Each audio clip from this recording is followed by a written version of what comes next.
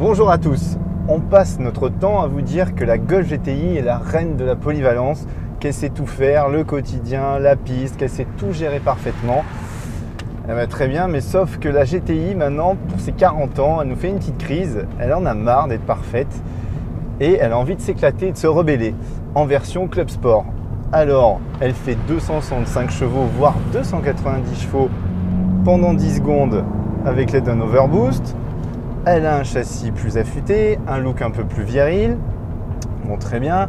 C'est en fait, en y regardant de plus près, une sorte de Golf R sans 4 roues motrices, mais avec uniquement la puissance qui est transmise aux roues avant. Alors, est-ce que c'est sympa et est-ce que ça vaut autant le coup qu'une Golf R?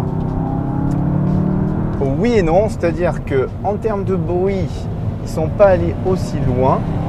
Ça reste une Golf GTI.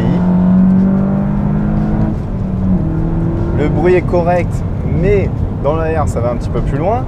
En termes de châssis, bien qu'il soit un peu raffermi, on n'est pas dans une version dépouillée Club Sport, vraiment GT3ifiée, pistarde. Ça reste du compromis. Alors, elle perd un peu en confort au quotidien, mais franchement, avec la suspension pilotée, ça reste acceptable. Et elle ne va pas jusqu'à verrouiller tous les mouvements de caisse, etc.